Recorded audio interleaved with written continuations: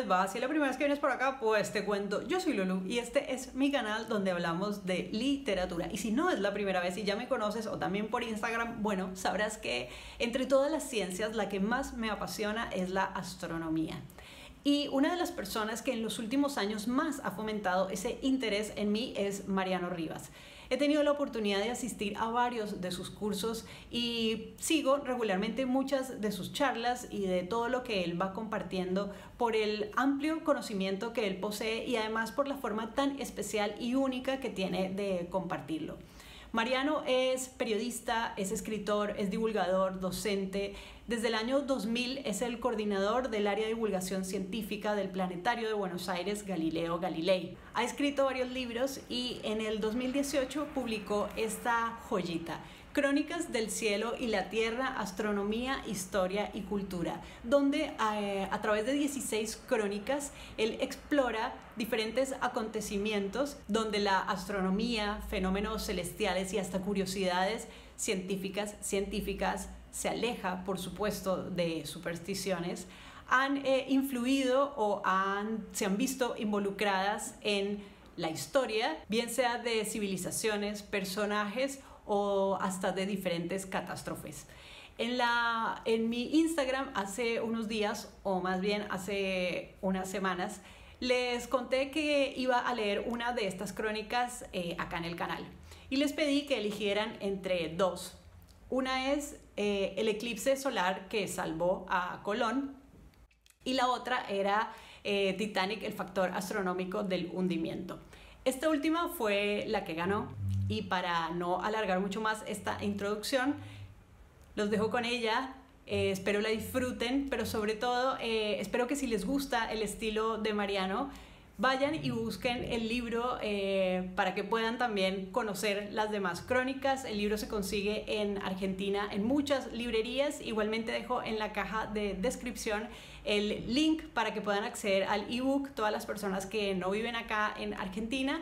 Y también dejo el canal de Mariano para que lo conozcan un poquito más. Y dejo también el canal del Planetario, donde hay varias charlas de él, entrevistas y diferentes cursos también que él ha compartido. Bueno, vamos a ella.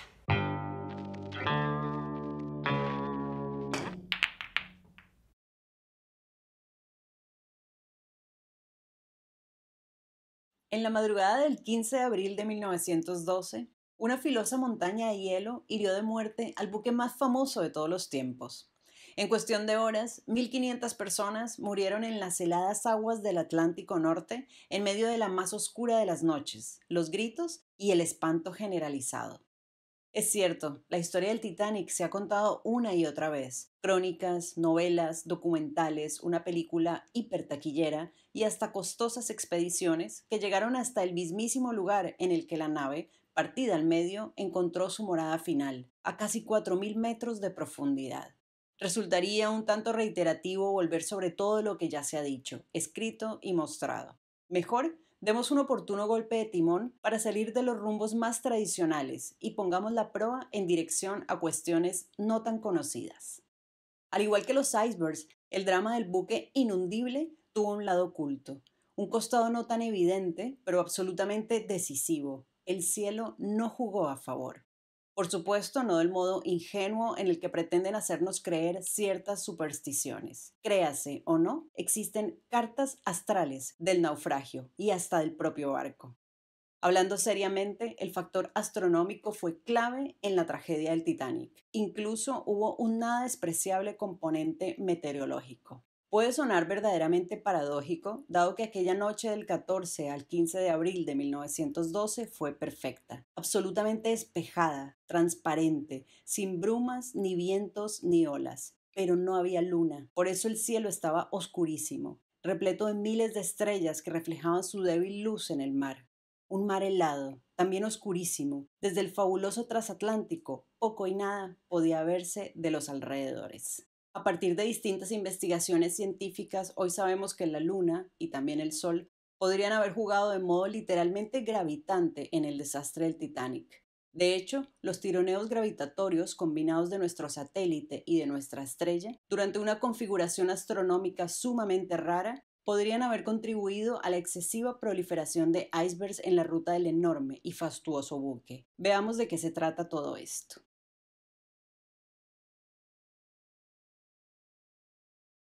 El 9 de abril de 1912, la luna estaba en cuarto menguante. Cuando se encuentra en esa fase, no solo la vemos iluminada en la mitad de su cara visible, sino que además asoma sobre el horizonte recién hacia la medianoche.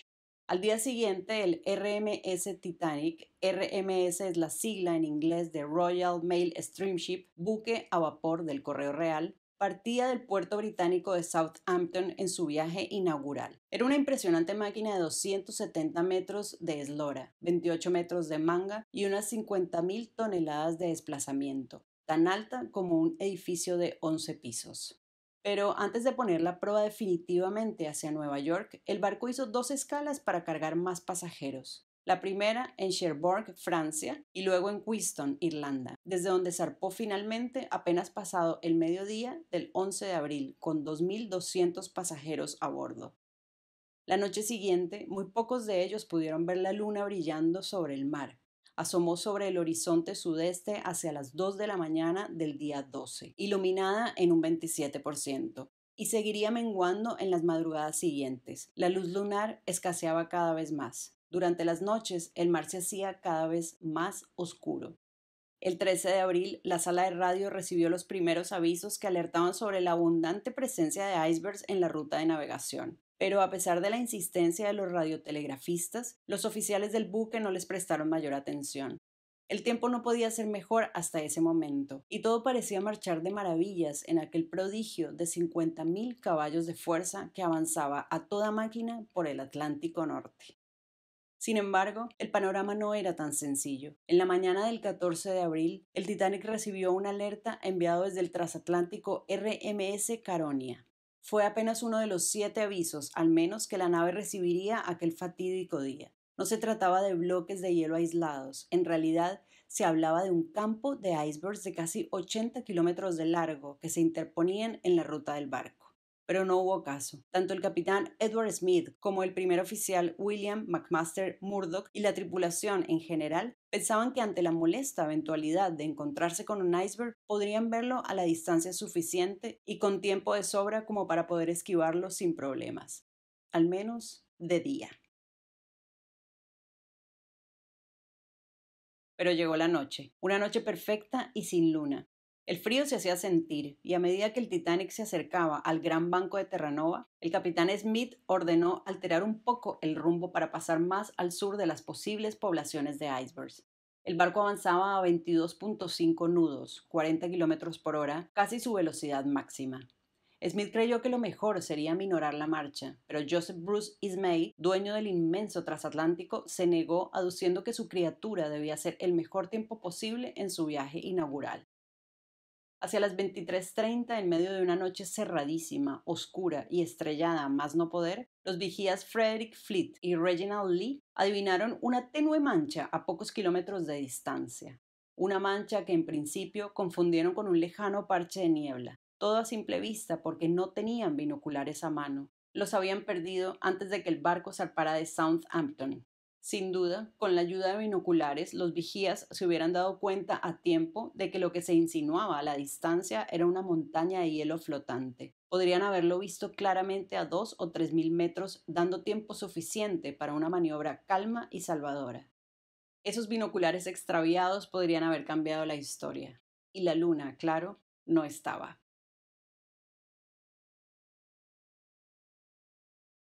La montaña de hielo finalmente fue avistada a las 23:40 a tan solo 500 o 600 metros del barco.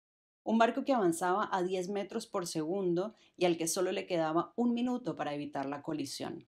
Desesperado, Fleet hizo sonar la campana de emergencia y alertó, gritando al puente de mando: «Iceberg al frente». Inmediatamente, Murdoch ordenó dar marcha atrás y virar a babor. La maniobra solo evitó un choque frontal, algo que, paradójicamente, no hubiera hundido al transatlántico. Como resultado, el Titanic atropelló al iceberg con un costado de la proa y de refilón del lado estribor. Algunos pasajeros sintieron una sacudida, pero no le dieron mayor importancia. Apenas 20 minutos más tarde, el capitán Smith y el arquitecto naval Thomas Andrews, constructor de la nave, sabían que inexorablemente el inundible Titanic se iba a pique. Un enorme tajo en el casco había inundado 5 de las 17 secciones independientes. Con una menos se salvaban. Smith ordenó la evacuación del buque y pidió auxilio por radio, enviando un SOS en código Morse. Fue una de las primeras veces en la historia, aunque no la primera, que se utilizó el famoso código de puntos y rayas.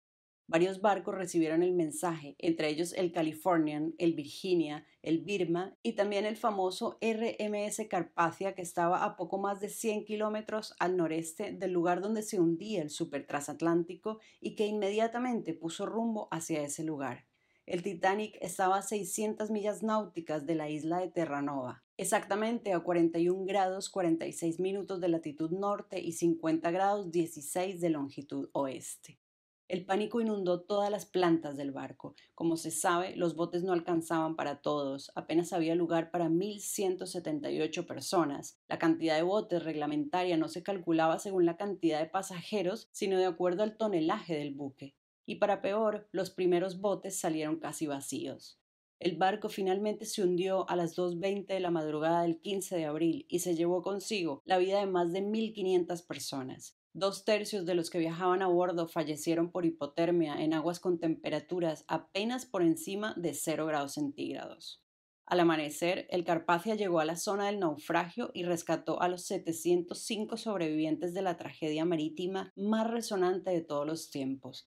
Aunque no la peor, el 31 de enero de 1945, el transatlántico alemán Wilhelm Gustloff, cargado con 10.000 refugiados alemanes, fue torpedeado por un submarino soviético y murieron más de 9.000 personas, 6 veces más que el Titanic.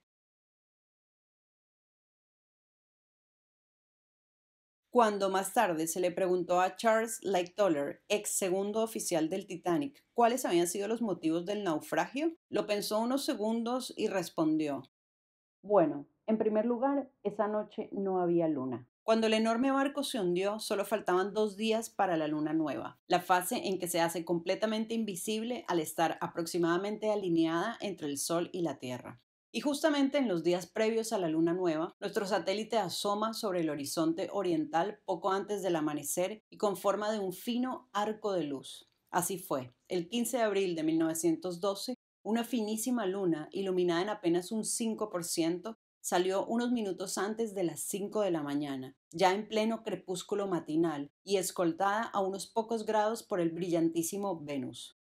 Según algunos relatos, un marinero a cargo de uno de los botes salvavidas la vio asomar y, siguiendo una superstición de la época, gritó: «Luna nueva, arrojen su dinero, muchachos, si es que les queda algo». En realidad no era luna nueva, pero casi. Un poco de aire y optimismo tras el espanto.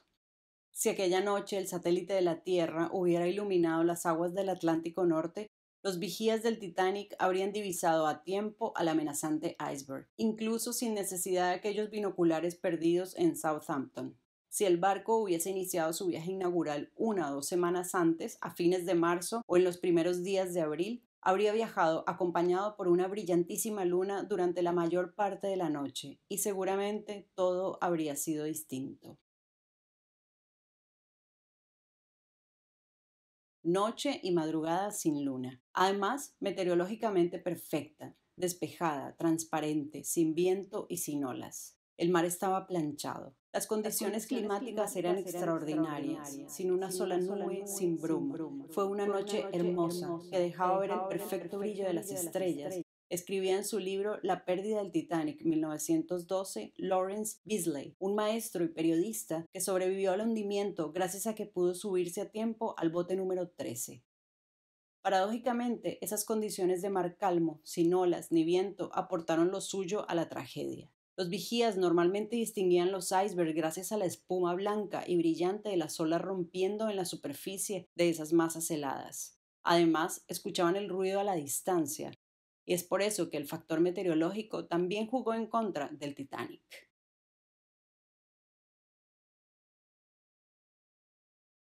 Más allá de la decisiva ausencia de la Luna, de los binoculares perdidos y de los factores meteorológicos, la tragedia del Titanic también pudo estar asociada a un factor gravitatorio. Concretamente, el desarrollo de mareas extremas provocadas por un rarísimo juego de coincidencias astronómicas que no solo involucraron a la Luna, sino también al Sol.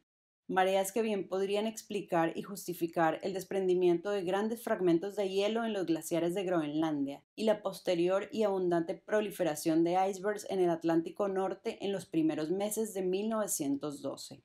Esencialmente, esa es la idea central de un interesantísimo artículo publicado en abril de 2012 en Sky and Telescope. Sus autores son los físicos estadounidenses Donald Olson y Roser Duscher, del Departamento de Física de la Universidad de Texas, y Roger Sinnott, un destacado periodista especializado en temas astronómicos del staff de la revista. Veamos lo más clara y sintéticamente posible de qué se trata. Olson, Duscher y Sinnott ponen toda la atención en una variable puramente gravitatoria. Específicamente, señalan la inusual ocurrencia de 3 fenómenos astronómicos ocurridos a comienzos de 2012 y en un lapso de tan solo 27 horas.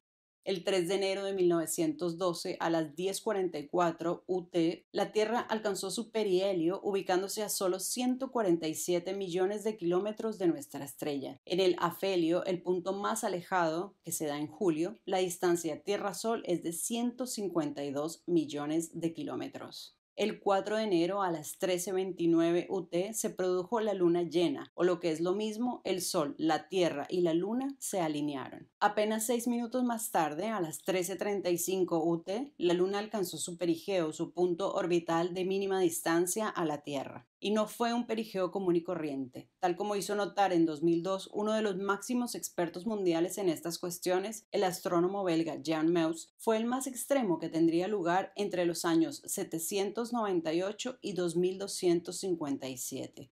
Aquel 4 de enero de 1912, la Luna estuvo a 356.375 kilómetros, su mínima distancia respecto de la Tierra en casi 1500 años. Las mareas son cambios periódicos en el nivel del mar, con avances y retrocesos de las aguas sobre las costas, directamente asociadas a los tirones gravitatorios del Sol y la Luna. De por sí, cada vez que hay luna nueva o llena, las fuerzas gravitatorias del Sol y de nuestro satélite se suman y dan lugar a mareas más intensas de lo habitual. Pero si además una de esas fases lunares coincide con el perigeo, son incluso más fuertes, y si coincide o casi con el perihelio, la intensidad aumenta aún más. Todo eso ocurrió a la vez, resultado mareas máximas. Y ahora veamos el tema de los icebergs. La mayoría de los icebergs que se cruzan con las rutas navieras del Atlántico Norte provienen de los grandes glaciares del oeste de Groenlandia. Son hielos que se desprenden de los frentes glaciarios y que luego, empujados por las corrientes oceánicas, inician un largo y complicado viaje. En su artículo de Sky and Telescope, Olson, Deutschler y Sinnott mencionan una entrevista del New York Times publicada el 5 de mayo de 1912, en la que científicos de la Oficina Hidrográfica de los Estados Unidos aseguraban que la gran cantidad de icebergs que se cruzó en la ruta del Titanic, incluyendo el que lo hundió, por supuesto, tenía una relación directa con el inusualmente cálido verano de 1912, que estuvo seguido por un invierno muy benigno. Por el otro lado, y como antecedente de su propia teoría, los autores rescatan y reconocen el trabajo del oceanógrafo estadounidense Fergus Wood. Este científico fue el primero que señaló la posible relación directa entre el perigeo extremo de enero de 1912 y el iceberg que hundió el Titanic. En 1995, Wood publicó un artículo en el Journal of Coastal Research en el que afirmaba que los frentes de diferentes glaciares de Groenlandia podrían haber flexionado violentamente hacia arriba y abajo como respuesta a las mareas extremas causadas, en sus palabras, por las precisas circunstancias astronómicas que existieron el 4 de enero de 1912 y por la extrema concentración de fuerzas gravitacionales aumentadas. Fuertes mareas que habrían desprendido enormes y abundantes fragmentos de hielo que comenzaron su lenta deriva oceánica. Wood fue más allá y concluyó que la fecha probable en la que el iceberg partió hacia el mar abierto fue el 4 de enero de 1912.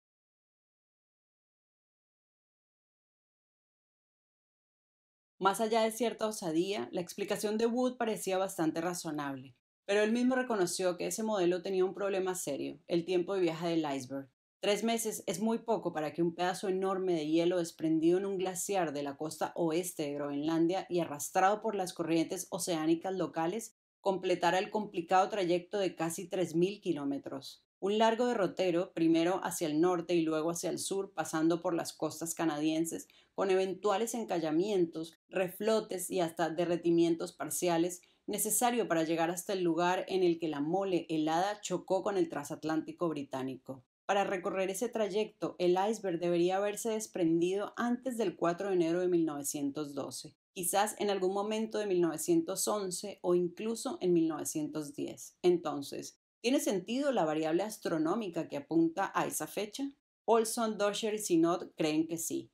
Y esto es lo más novedoso de su aporte. Según ellos, la singular geometría astronómica del 4 de enero de 1912 y las poderosas mareas resultantes no dejan de ser relevantes, pero de otra manera que la planteada por Wood. Probablemente explican el iceberg que hundió al Titanic, como muchísimos otros que andaban por la zona, no inició su viaje aquel día, sino mucho antes.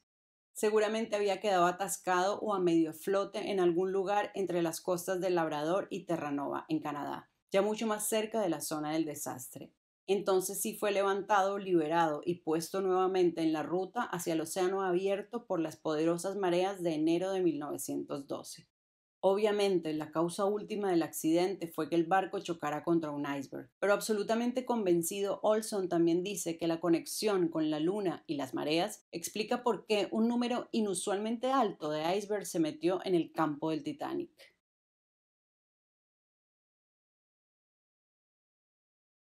En primer lugar, esa noche no había luna, recordaba Lightoller. Nunca lo sabremos, pero la sola idea es inquietante. Con la luna presente, el Titanic quizá no habría chocado contra aquel iceberg maldito. Si hubieran tenido los binoculares a mano, los vigías habrían podido verlo a tiempo. Y si en lugar de una noche calma y un mar planchado hubiese habido fuertes vientos y grandes olas, la mole de hielo habría quedado más en evidencia. Finalmente, si la luna, la tierra y el sol no hubieran jugado el raro juego que jugaron, la ruta del barco inundible habría estado mucho menos poblada de hielos. A la luz de todo lo anterior, la mítica tragedia del Atlántico Norte cobra una nueva dimensión. El clima, la confianza ciega en una máquina aparentemente fabulosa y una serie encadenada de errores, olvidos e infortunios se combinaron para arrojar el peor resultado posible. Y por supuesto, el pesado factor astronómico tuvo su cuota de responsabilidad. El cielo también jugó en contra del Titanic.